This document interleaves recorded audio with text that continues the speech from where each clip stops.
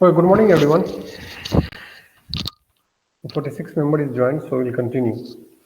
So hope this is the first class, I think, first theory lecture, right? Because previous two lectures you all are absent.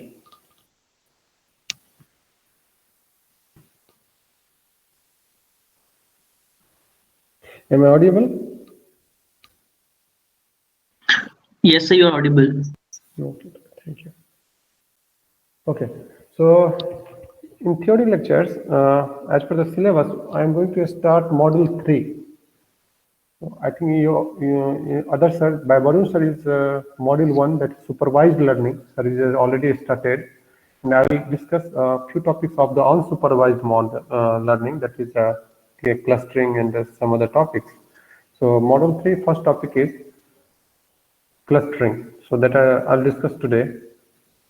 And your midterms question is all about from the portion of topic, portion of module 1 as well as portion of module 3.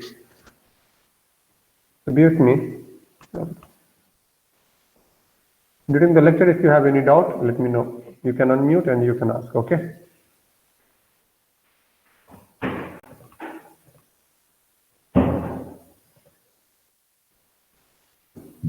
Okay.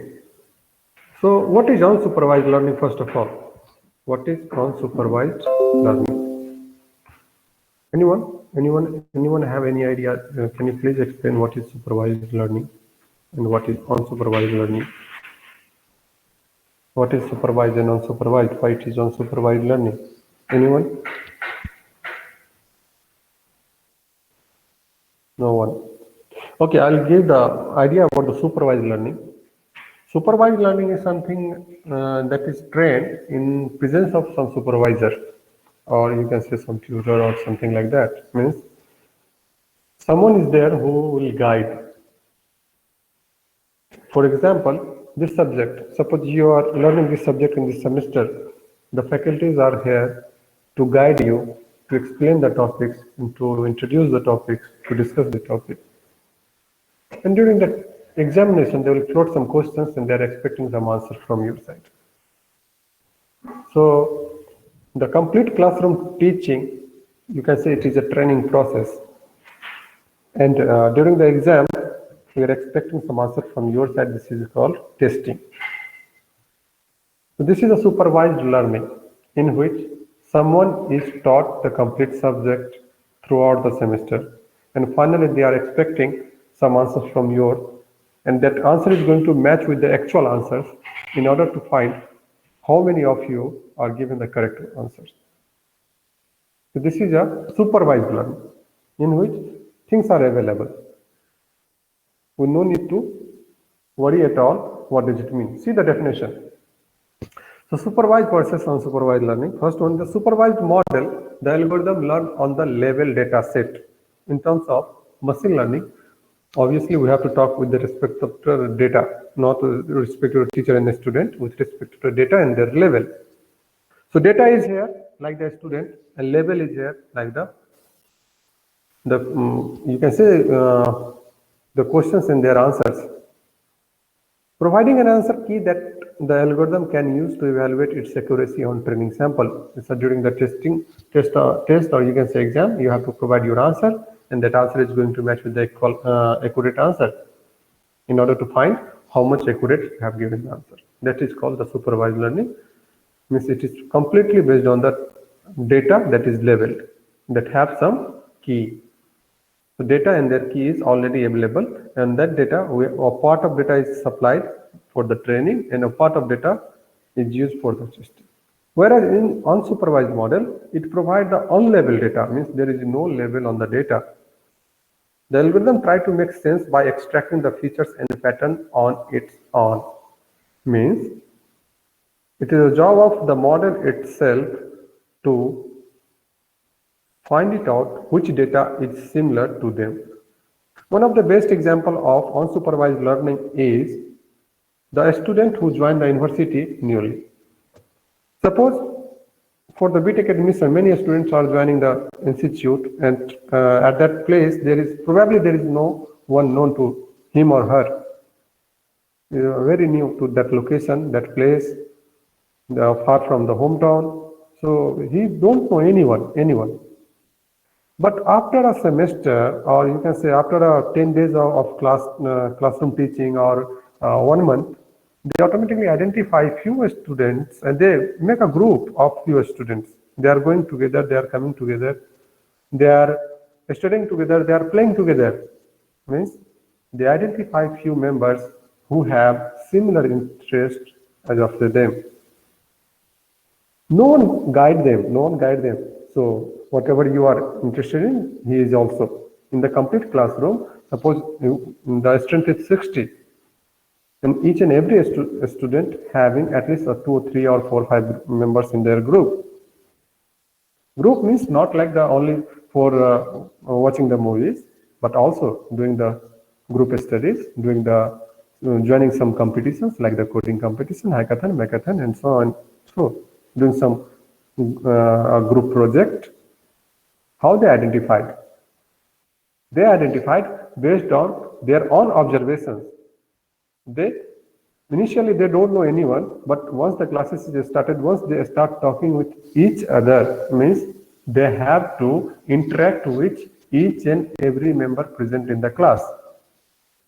Then only they decide the particular member or particular student is having the similar interest as of mine, and then they are decided, okay, we can group with him or her. So students are creating the groups based on their own interest. So number of group in the complete class may be 2, maybe 3, maybe 4, maybe 5, maybe 6.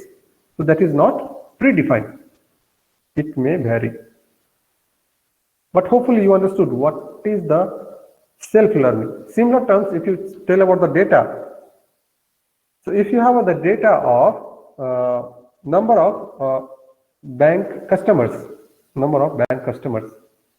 you have to check, is there any customers that is doing something abnormal with their account?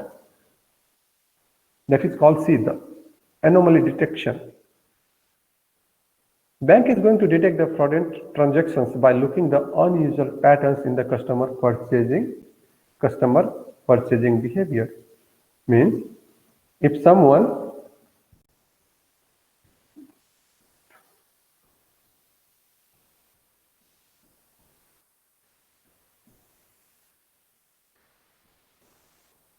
so if some customers are generally they are not doing any purchase from, they are not doing any transaction from their bank account, or suppose they are doing, there is some limit. Means normal customers may spend a few thousand rupees in a per day or in a month. Suppose they are purchasing from 10,000 or 15,000. Or suppose someone is a businessman, their transaction is different, but everyone has somehow a similar pattern throughout the month, or you can say in a day or in a year. Everyone have. Suppose I am a student, I am a faculty, you are a student. Everyone having their own pattern of the transaction, but that is not unusual. This is a common pattern of a customer. But what will happen if a student is purchasing thousands of, they are spending thousands of rupees in a day or lakhs of rupees in a month? Probably they are not doing correct things. Second, suppose the student are actually not doing something, but their account is hacked, or someone else is doing the purchase on behalf from their bank details. These things are going to be trapped by monitoring the patterns of the purchasing patterns of the particular customers. So they assume that this is a fraud. This is not the real, because earlier this kind of pattern not has been seen. From today, or suppose in this month, the particular customers spent more than 10 times of their normal transactions. So they assume that. Now they have to confirm whether this is a really something wrong or it is an actual transaction. So anomaly detection is done by like this. Third one is actually association. This is also comes under the unsupervised learning. Why this is C. So fill the online shopping carts with item X, Y, Z, and the site just may recommend that few items like P and Q. So suppose an e-commerce portal like Flipkart or Amazon, people are purchasing the item from on that website, and that suppose sale is going on nowadays, so many people start purchasing the items. Suppose 1,000 of people purchase item X, Y, Z, and after adding these 3 items in their cart, they are added item P and Q also. So 1,000 of people already purchase all 5 items together. All 5 items together. Now, if a new customers want to purchase few items on the website, they visit the website and they add few items like X, Y, Z in their cart. Now, the website is going to recommend them the item P and Q. So you may add these 2 items in your cart. There is no supervisor. There is no one tell that this customer is taken these 3 items in their cart. You have to suggest these 2 items to him also. No one is there to monitor. System itself learn from the behavior of 1,000 of people.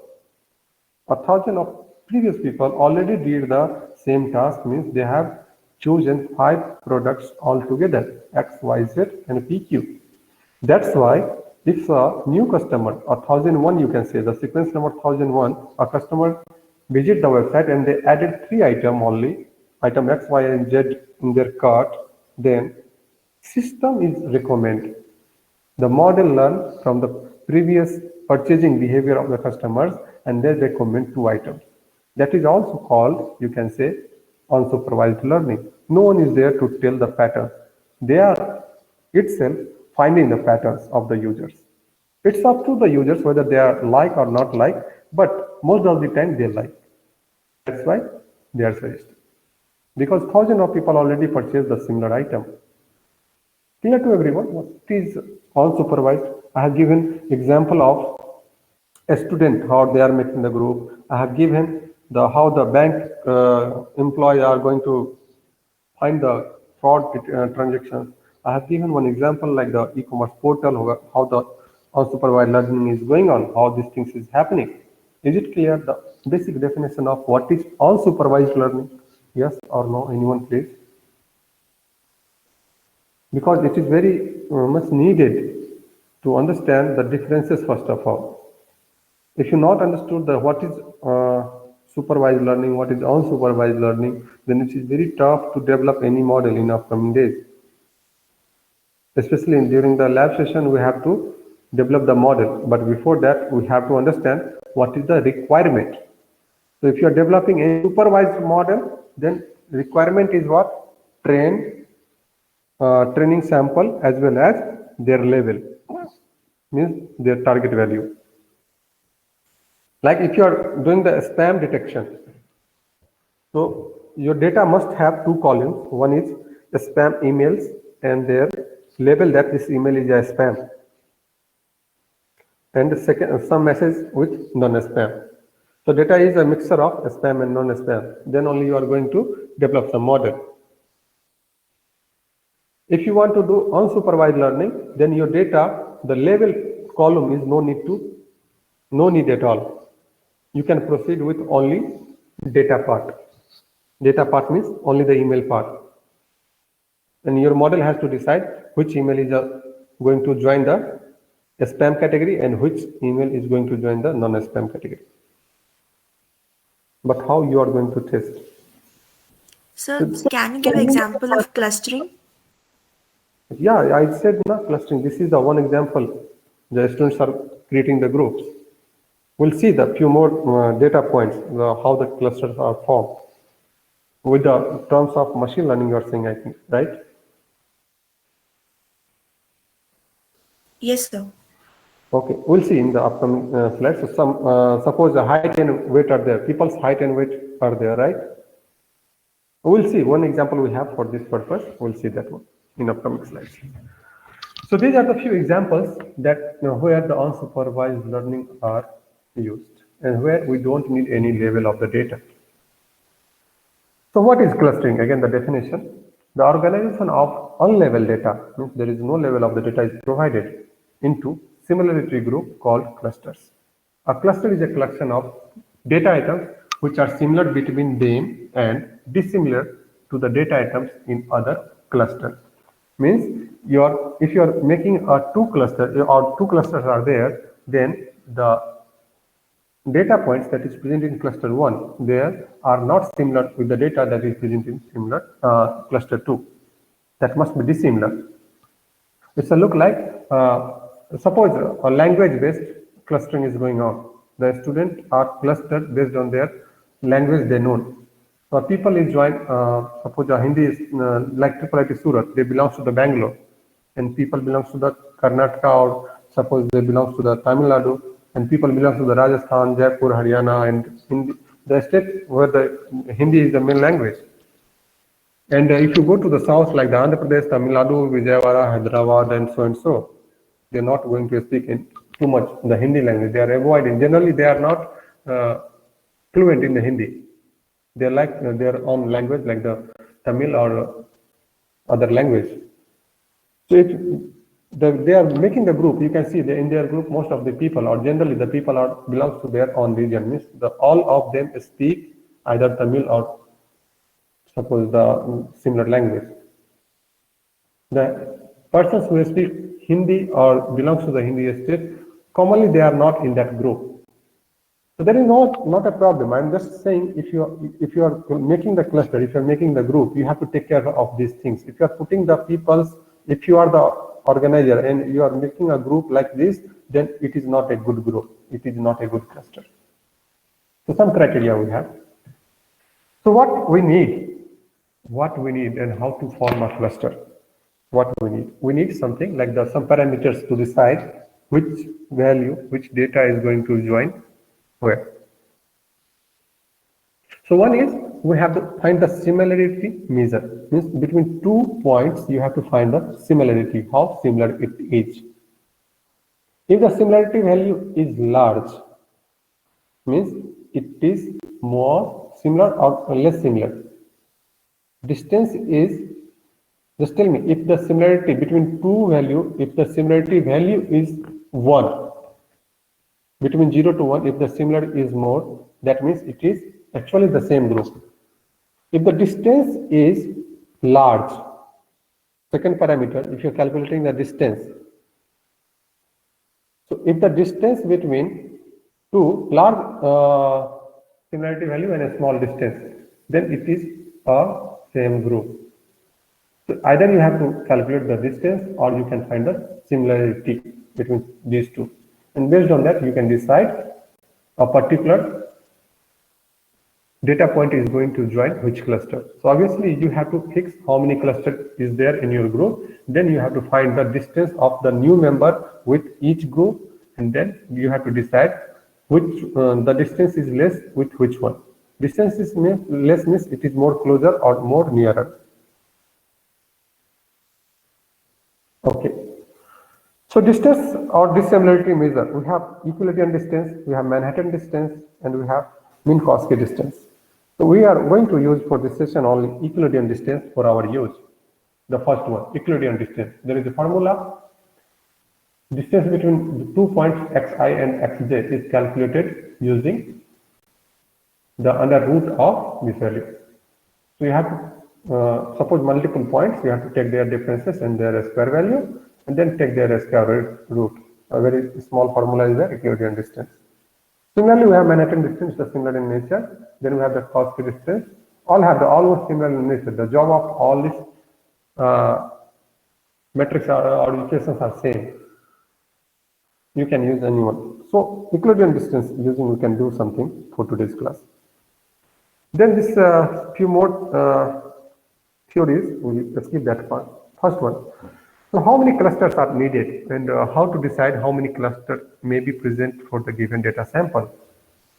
This is remain big questions. You cannot fix exact number of clusters, but you have to start initially. Later on, if you feel that this 2 clusters is not sufficient, then you have to think for 3 and 4 and so on. But at least you can start with 2. Because if you start with 1, it is not a cluster, it will look like a complete classroom. If you want to divide the students into the groups, at least you have to think about 2 groups. Then further, if categorization is needed, or suppose the students are not properly categorized, or whatever the needed that is not coming properly, then we have to rethink and we can create a new cluster as well. A group of students who like the singing, a group of students who like the coding, a group of students who like the football, like the sports. So 3 clusters we made in the complete classroom. But if you make the 2 clusters only, then you have to think. Suppose singing and coders, 2 clusters are there, then what about the students who like the sports? Where it will go? They are not behave good in the singing group, or they are not behaving good in the even the coding group. But they are there because you have fixed only 2 groups. They don't like the singing as well as the coding. They like only sports. They are good in the sports, probably. So in that scenario, we have to rethink and we can create a 3rd clusters. So number of clusters, it is a big question. It's a big research. It's based on the data that based on the sample that we have to think. So find the number of clusters, but we have to start. So find the number of clusters. Find the best clustering according to the criteria function. So K-mean clustering, actually, this is the some again basic things about. So this is developed by McQueen in 1967, very old technique. Let us set a data point. We have number of data point x1 to xn, where xi is some vector represented in the vector format. X1 means number of points are there. The K-mean clustering algorithm giving the data into K cluster. So each cluster has a cluster center called the centroid. Means each and every cluster, you can say there is a monitor or there is a head. K is specified by the user. Means how many cluster is going to be used or create, that is based on the users. These are the few steps that you have to follow in order to create the clusters. First one, you have to decide the number of clusters in your for the given data. Then you have to find the centroid. Then find the distance object to the centroid. Means the new object, if you want to add into that cluster, you have to find the distance. Like I said, you have created 2 groups, group 1 and group 2, and the new students came to join the group. Now you have to ask them what is your features, what you like to sing, you like to sports, you like to code, what you like. Then based on their features, we have to again check our all clusters, and then we are going to assign them. So grouping based on the minimum distance. Here in terms of our machine learning or data, we have to calculate the distance of the new points or new incoming points with all the existing one. And then if we find the minimum distance, and that new data point is going to join that cluster. The same process is repeated until all the given data is not going to be receive some group. So this is a few steps that we have to follow. Again, same things are written there. So what we have to do, first of all, choose K, means the random number of data points. Initially, it is just centroid.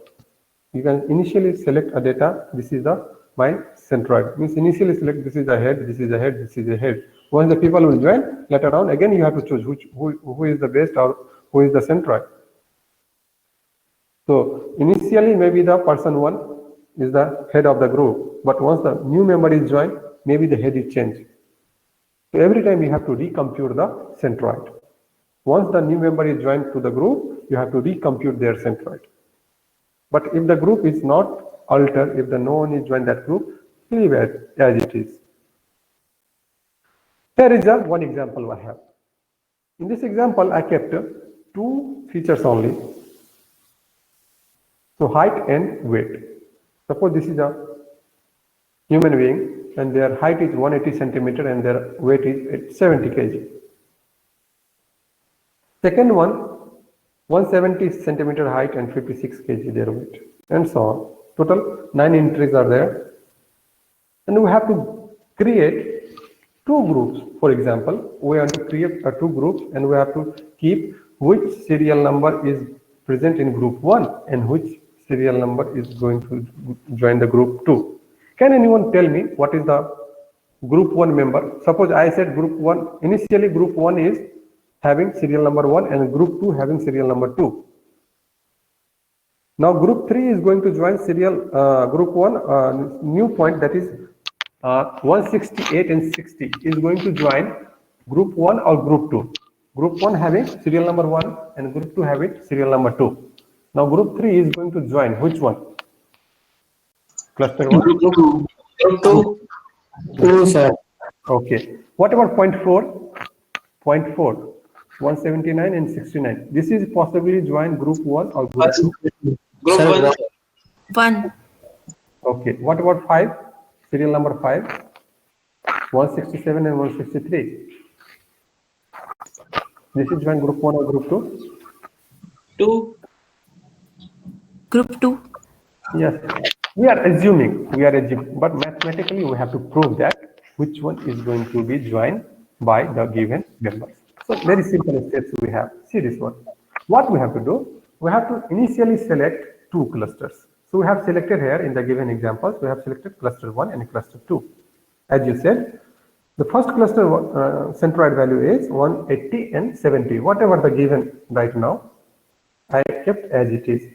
And cluster 2 centroid is 170 and 56. Because these two are my initial.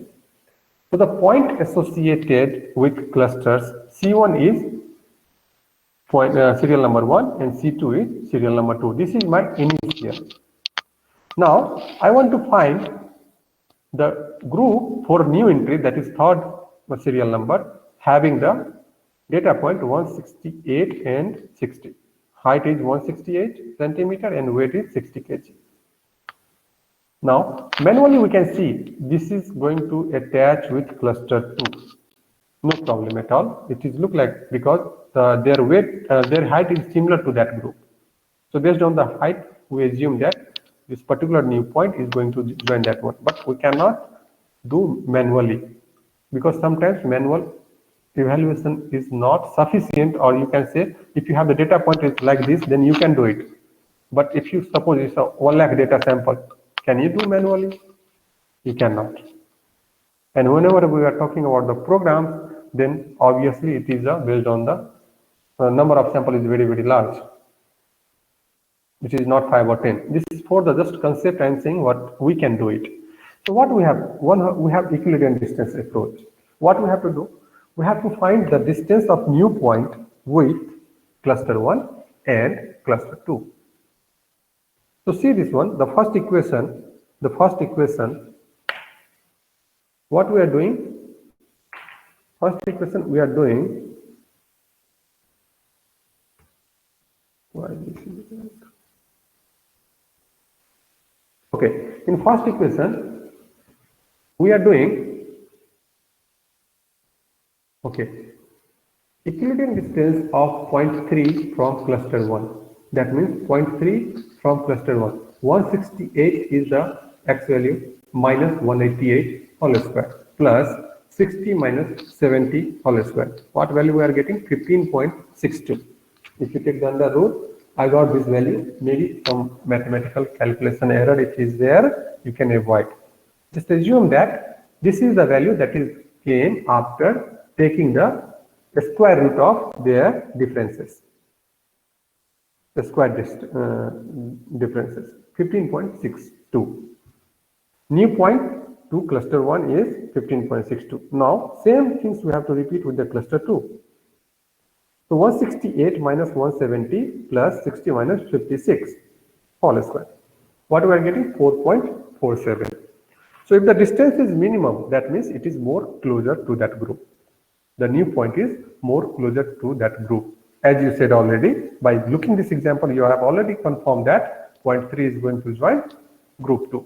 Yes, it is correct because the distance, the Euclidean distance of 0.3 with cluster 2 is 4.47. That is lesser than the Euclidean distance with cluster 1. That is 15.62. So this new point, 0.3 is going to join cluster 2. Once the new point is joined the cluster 2, what are the member in cluster 1 and cluster 2 now? In cluster 1 we have only one member, that is serial number 1. In cluster 2 we have serial number 2 and serial number 3. This is the current status. Now concept says that if a new member is added in any cluster, then you have to recompute their centroid. Once the new member is added in any cluster, in any group, then you have to recompute their centroid. How to recompute their centroid? Here it is. See this one. So once the cluster is modified, what you have to do? You have to take the average of their cluster members point. Average of their cluster members. So how many points are there in cluster 2? 2 and 3. 2 members are there. So new centroid is the average of their x value and their y value. So 170 plus 168 by 2, comma 56 plus 60 by 2. This is the new centroid of cluster 2. Earlier it was 170 and 56. New point is 169, comma 58. Everyone, are you understand this point? Yes or no?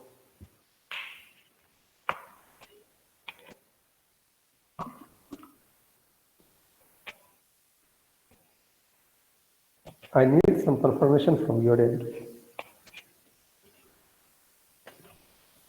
If no, then I have to repeat. If yes, then I have to continue. Yes, sir.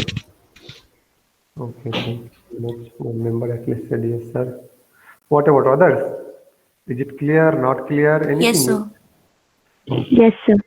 Yes, sir. Okay, thank you very much now. Sounds good. If you replied, then I feel that it's whatever I explained, this is clear to everyone. Now, your turns. I have shown one example to you, and I decided based on the calculation that this new member, that is member 3, is joined cluster 2, and we have recalculated their centroid, right? Now do some mathematics from your end now. Can you tell me the point 4? What is the equilibrium distance of point 4 with cluster 1 and cluster 2? Chat window is open for everyone. You can calculate the equilibrium distance of point 4 with cluster 1 and cluster 2 and tell me what is the distance in the chat window, please. I'm waiting your answer. I need the complete. I am going to solve with this question with help of you only, because nothing more we have for this topic. If you understood this concept, how the equilibrium distance is calculated, how the clustering is working, then probably you are going to, even though I am going to increase the number of parameters, not only height and weight, but suppose some few more parameters if we can add, still the approach is same. Here we are doing the differences between 2 points, we'll do the differences between 3 points. The approach is remain same. There is no change in the approach. So to make it simple, I have given only 2 parameters, and I assume that you are going to work with me and let me know. First of all, what is the equilibrium distance of point 4 with cluster 1 and cluster 2? And tell me this point 4 is going to join which cluster? I'm waiting your answer in the chat window. No, Biswajit, don't write like this. Formula I don't want. I know the formula. You have to type the value. So equilibrium distance, yes, like this. Jitendra is written something. Now let me check with other member. 1.414, 1.86, 1486, good. 14.88, one member got, you have written 86.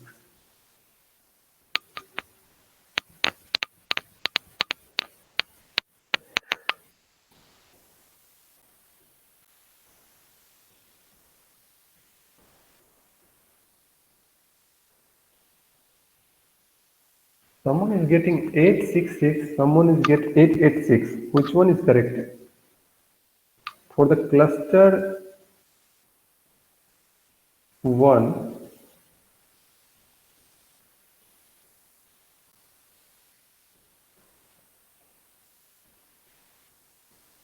Eight 660 is correct, right? Okay. One member I have written 886. No mistake. Okay, fine.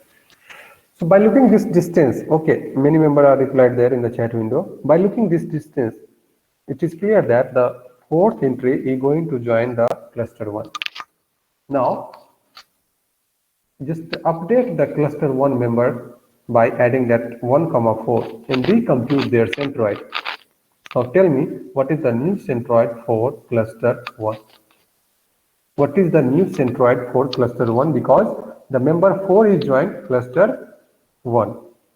So cluster 1 members is equal to 1 comma 4 and cluster 2 member is equal to, we have 2 comma 3. Currently this is the status. Can you tell me centroid of cluster 1 is equal to what and centroid of cluster 2 is equal to what? Before proceeding next. 179.5. No, both you have to write. Cluster 1 centroid for cluster 1. Okay, 179.5, 69.5, okay. And cluster 2, unchanged. Yes, unchanged. Cluster 2 is unchanged. Whatever we have previously, the same it is, because there is no change in the member of the cluster 2. Now repeat the 4th or 5th entry. It's look like, why should I? Is I irritating or suppose it's boring? Don't feel like that. Just let me know the final answers. Since you know the concept, spend a few 5 to 10 minutes and no need to do the same things again in the future. It's remain in your mind forever. What is the k-mean clustering? If you have some samples, what you have to do? So just spend 5 to 10 minutes and tell me the final answers of cluster 1. Out of 9 members, what are the member of cluster 1 and what are the member of cluster 2 based on your calculation. Especially you have to tell the final centroid value as well. Sir, sir, if there are 3 members in some cluster, then we have to take average of 3, no? Yeah, obviously all members average. Okay, sir. Average means the members that is present in the cluster, you have to take their average. That is called the new centroid. So spend 5 to 10 minutes. Time is 12:14, and we'll be back again.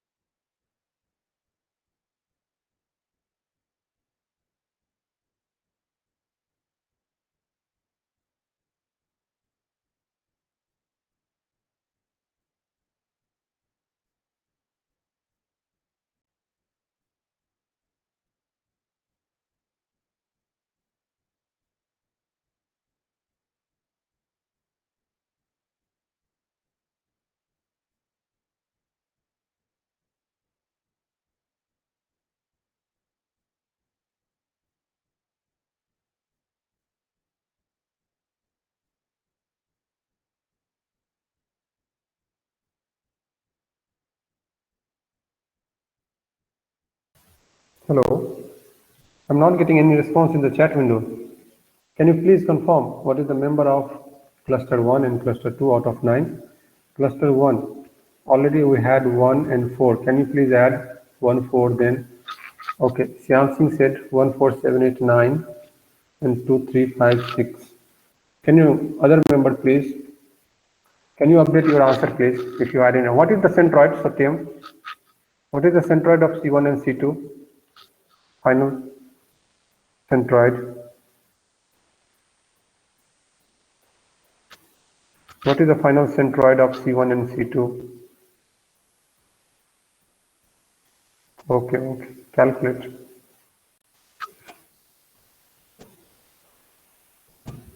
Other member, we have 55 members. If you have done, let me know. It's a very easy, huh? It's a class 8 or 19 mathematics, only taking the square root and some calculations in repetitive manner. 2-3 times you have to repeat the same steps to get the correct value, final value.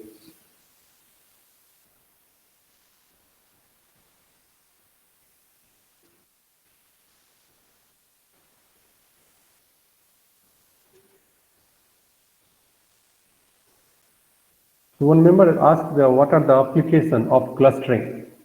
So clustering application is basically whenever you have the data without label, you have to apply the clustering only. You cannot go with, means you have to apply the unsupervised learning to find the information. You cannot apply any supervised learning because the data won't have any label.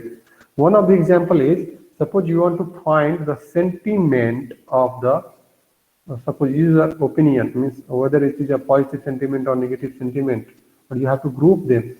So which message is a positive message or negative message? Then again, you can apply this clustering. Second one is auto tagging. Tagging means what is the possible group of the new image? Means multiple images there. What is the possible tag for this image? That also comes under the clustering techniques. Or you can say spam and non-spam. Suppose you have, you can categorize, or suppose fake and non-fake reviews. You can cluster a review into the few reviews are coming into the fake reviews categories and few reviews are coming into the non-fake.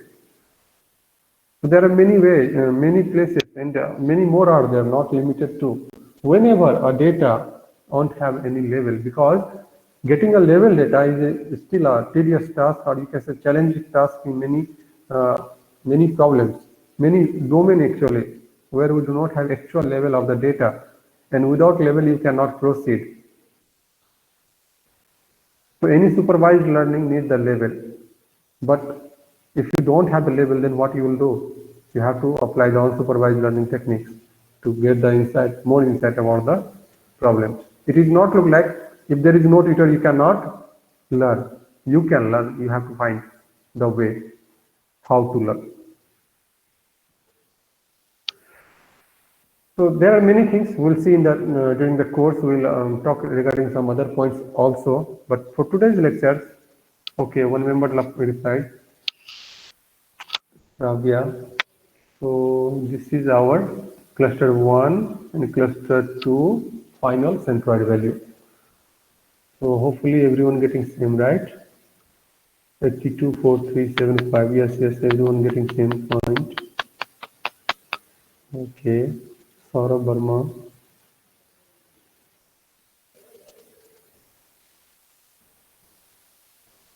Okay, so afternoon we have the lab session. Be present, and thank you everyone for the good response in the chat window. If many people is not replied yet, if you are doing calculation, you can continue. Do not stop. So in this way, you can cluster. The method that we have opted, we are opted only the Euclidean distance, and that is one of the metrics that is used to find the right cluster for the new points, new data points. So how we started? We started with a very simple approach. Means initially we have assumed that the point 1 belongs to the cluster 1 and point 2 belongs to the cluster 2. If you don't want to make the point 1 and point 2, you can choose any random point from the complete data set, and the remaining data set is become the, you have to decide based on the same calculation. It is not needed always that point 1 and point 2 is the cluster 1 and cluster 2. It is up to you what point you want to take as a cluster 1 centroid and cluster 2 initially. But once you fix that point, you cannot alter it without any mathematical operations. So from next point onwards, you have to follow the same steps. Now, by following the similar approach, you have got the exact centroid value and the member of cluster 1 and cluster 2. What are the strength of this clustering we have? It is very simple, very simple. You know, you did it, how much easy it is to understand, how to implement.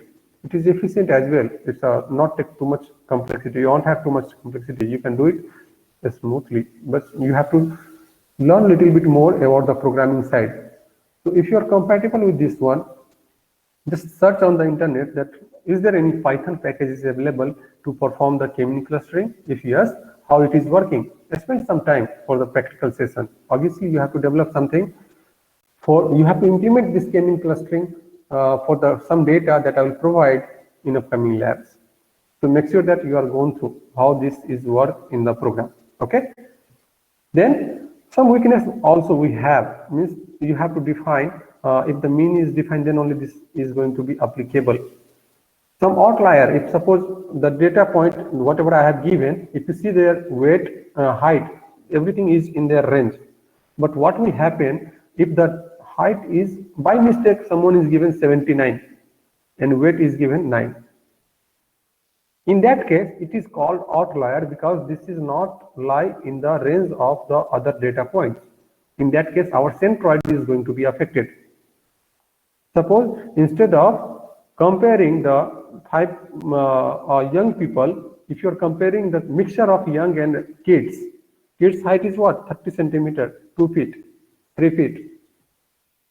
And their weight is also 9 kg, 10 kg, 12 kg. If your data is look like this, then your clustering is going to behave or something unexpected way. That is very problematic. Outlier could be an error in the data recording or some special data point with a very different value. So the data, if you have a mixture of inconsistent data, then your k-mean clustering is create the problem. So that's all we have for the k-means. Few more things we have to study from the textbook. If you have that, just download the syllabus copy and download the textbook and go through the unsupervised learning, find out the k-mean clustering and get a little bit more about this topic. Moreover, I suggest just implement this model using the Python library that is already available on the net. You just have to spend few minutes. Okay. So that's all for the day. If you have any question, you can unmute, you can ask. Otherwise, have a good time. See you in afternoon during the lab session. Thank you everyone for the good response in the chat window. We'll see you in the afternoon session. Have a good time. Good day.